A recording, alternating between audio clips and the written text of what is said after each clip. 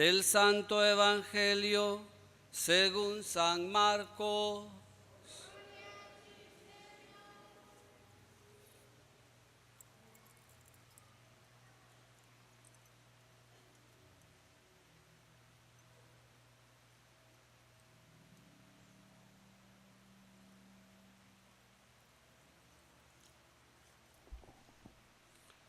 En aquel tiempo, Jesús y sus discípulos se marcharon de la montaña y atravesaron Galilea.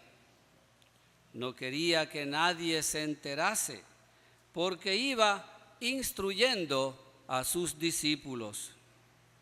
Les decía: el Hijo del Hombre va a ser entregado en manos de los hombres y lo matarán, y después de muerto, a los 3 días resucitará.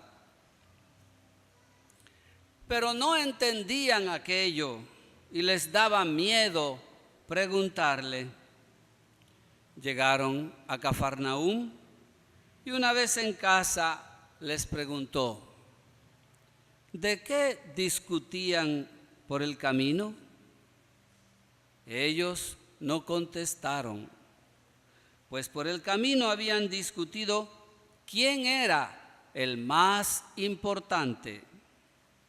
Jesús se sentó, llamó a los 12 y les dijo: quien quiera ser el primero, que sea el último de todos y el servidor de todos. Y acercando a un niño, lo puso en medio de ellos, lo abrazó y les dijo: el que acoge a un niño como este en mi nombre, me acoge a mí. Y el que me acoge a mí, no me acoge a mí, sino al que me ha enviado. Palabra del Señor.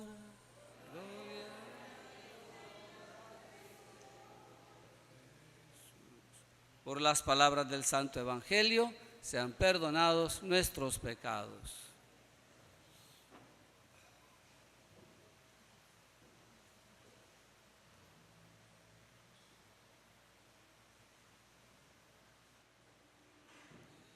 Queridos hermanos,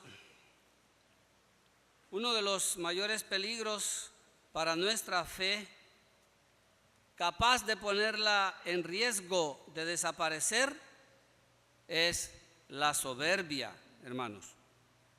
Olvidar que delante de Dios siempre somos pequeños. Entonces, pues, hermanos, continúa hoy el tema del crecimiento de nuestra fe, que ya son varios domingos que nos lo presenta Jesús, la iglesia. Crecimiento y purificación de nuestra fe, de la fe del discípulo. Así que, hermanos, en la mochila de católicos, pues nosotros tenemos que meter no solo la Biblia, ¿verdad? Hay que echar la Biblia, hay que echar también el catecismo de la iglesia, hay que echar el testimonio de los milagros que Dios ha hecho en nuestra vida. Pero el domingo pasado nos decía Jesús que también hay que echar la cruz, una cruz grande, ¿verdad? Hay que echarla ahí. Una cruz que se manifiesta en obras, ¿verdad? En obras que tenemos que hacer nosotros. Y bueno, como Jesús es el primero en todo, es el modelo en todo, Dios lo ha querido así, nos explica San Pablo, ¿verdad? En su carta a los Colosenses, Él es el pionero también de la vida en justicia y santidad que Dios quiere. Así que para aprender tenemos que mirarlo siempre a Él. Él tiene que ser el maestro de verdad. Y entonces, ¿qué tenemos que hacer para no caer en la soberbia o también para superar la soberbia? Que, como decíamos, es uno de los más grandes peligros, el más grande de todos, que pueden hacer desaparecer nuestra fe. Pues aquí lo vemos hoy en el Evangelio. ¿Qué tenemos que hacer? Lo primero es, como dice Jesús, el Hijo del Hombre le va diciendo a los discípulos, ¿verdad? Les está enseñando: va a ser entregado en manos de los hombres, le darán muerte y 3 días después resucitará. En otras palabras, la primera cosa, hermanos, es que lo central en nuestra vida, lo más importante en nuestra existencia, tiene que ser hacer la voluntad de Dios, cualquiera que ésta sea, y caminar libremente, conscientemente, con decisión por ese camino de la voluntad de Dios, como Jesús, ¿verdad? Él era consciente de lo que le iba a pasar, de lo que Dios le estaba pidiendo, y caminaba, dice, con paso firme, nos dice Lucas, por delante de sus discípulos hacia Jerusalén, sabiendo lo que le esperaba en Jerusalén, iba por delante. Ese tipo de decisión es el que quiere el Señor de nosotros. Y la segunda cosa entonces es modelar nuestra vida como la de Jesús, es decir, como un servicio a Dios, un servicio al plan de Dios, ¿verdad?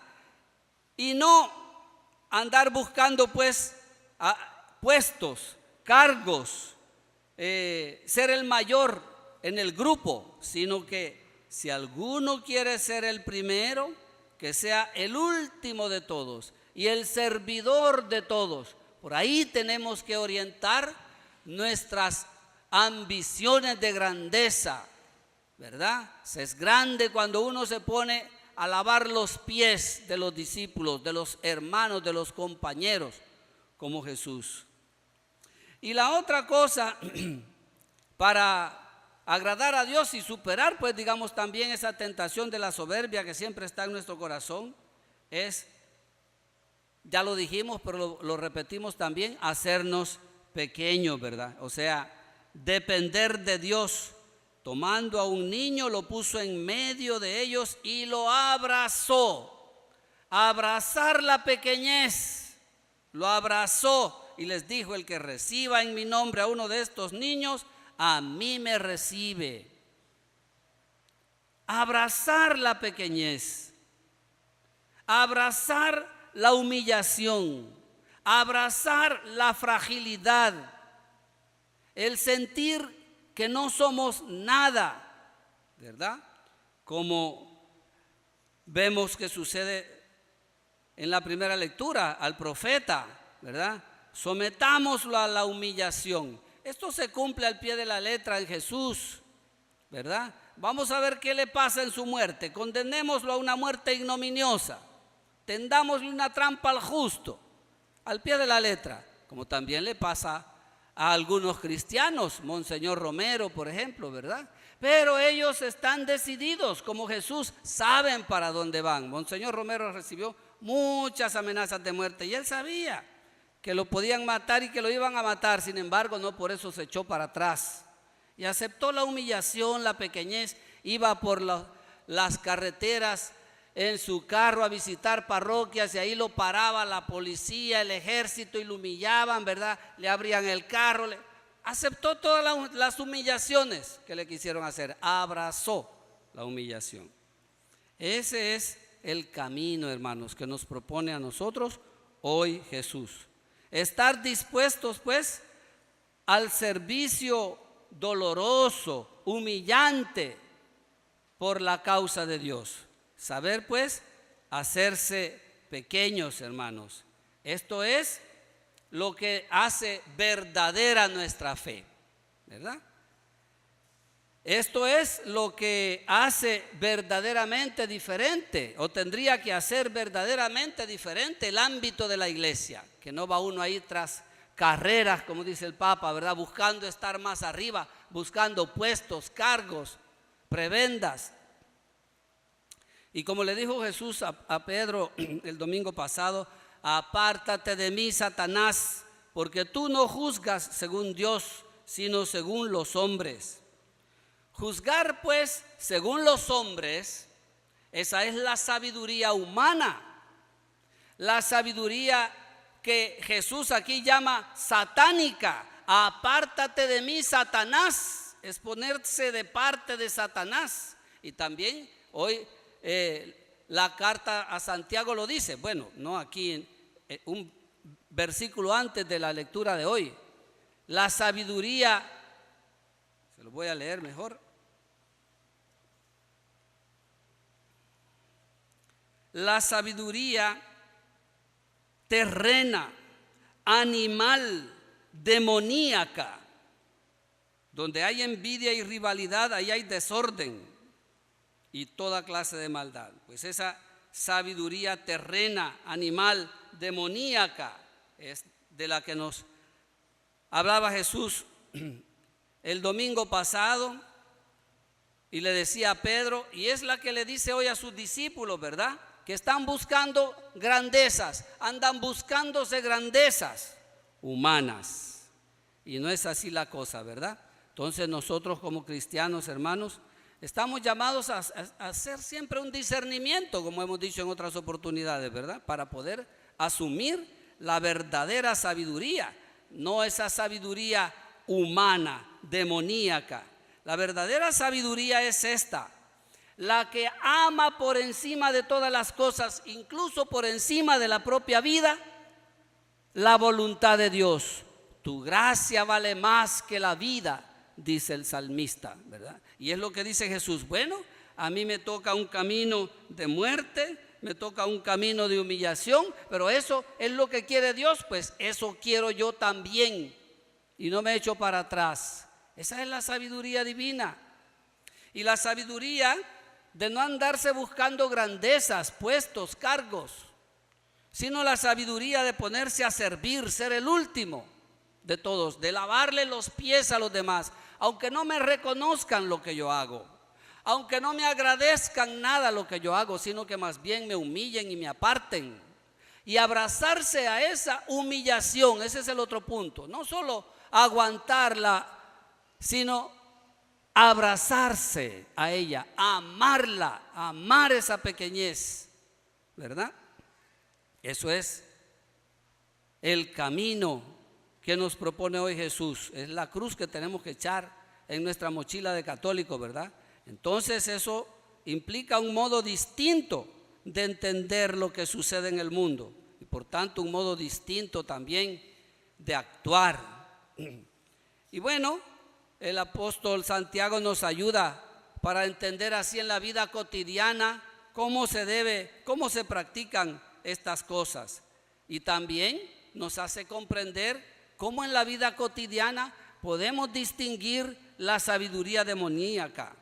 Y él nos dice quiénes son y que todos podemos asumir, adoptar erróneamente, creyendo que eso es el camino bueno, porque parece bueno, parece muy bueno. Entonces, ¿qué son? Los que en el mundo generan guerras, los que persiguen las riquezas, los que siembran discordia, los que están movidos por la envidia, los que tienen división interior y la proyectan en la comunidad, ¿verdad? Todas sus insatisfacciones y resentimientos lo proyectan en su comunidad. Eso es parte de esa sabiduría humana, animal, demoníaca. En fin, queridos hermanos, los que trabajan por la paz, como dice el mismo Santiago, ¿verdad? Los que trabajan por la paz, los que están llenos de misericordia, los que son comprensivos, los que son imparciales y sinceros, esos están caminando por el sendero de la sabiduría divina, de la voluntad de Dios, ¿verdad? Que es lo que nosotros debemos anhelar por encima de todas las cosas de este mundo. Entonces, hermanos, para terminar, pues, estamos ante un nuevo rostro de Dios, diferente, ¿verdad? El rostro de Cristo en la cruz. El rostro, pues, que aparece en la sábana santa. Ojalá ustedes buscaran ahí en internet cosas sobre la sábana santa. Se van a impresionar lo que se encuentra en esa sábana. De tal manera, pues, hermanos, que Jesús, nos dice el Evangelio, se sentó para enseñar. ¿Qué significa eso? Se sentó. Él era el maestro, ¿verdad?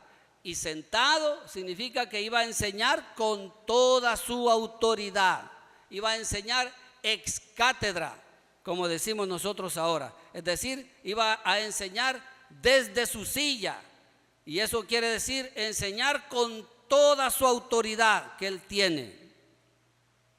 Y quiere decir que lo que va a enseñar en ese momento no es discutible, no admite discusión, que lo que va a enseñar en ese momento hay que hacerlo, porque es la voluntad de Dios. Ese es el camino y no hay otro. Y está más clarito que el agua, según dice el mismo evangelista. Estas cosas Jesús las decía clarito, claramente, ¿verdad? Y esa autoridad a Jesús pues le viene precisamente porque Él es el primero en recorrer ese camino, es el primero en todo. Y nos dice, por aquí este es el camino, ¿verdad? De modo pues, hermanos, que lo que nos toca a nosotros es de poner de una vez por todas, eso nos quiere decir Jesús cuando se sienta a enseñar, que tenemos que deponer de una vez por todas pues lo único que se opone al reino de Dios, que es nuestra soberbia, queridos hermanos, que es el primer pecado que aparece en la Biblia y que no cabe en un servidor de Cristo. Queridos hermanos, entonces que el Señor nos enseñe a ponerlo a Él, la voluntad de Dios, en primer lugar, por encima incluso de nuestra vida, por encima de nuestros intereses económicos, de nuestros intereses materiales, ¿verdad? Y que el Señor nos conceda la gracia pues también de estar dispuestos a acoger la humillación, la pequeñez y empezar por amar a los pequeños de este mundo. Siempre hay gente que está más frágil que nosotros, pues amarlos a ellos, acogerlos, ¿verdad? Que el Señor pues nos conceda esa gracia, hermanos, y la gracia de juzgar lo que sucede en este mundo a la luz pues de esa voluntad de Dios.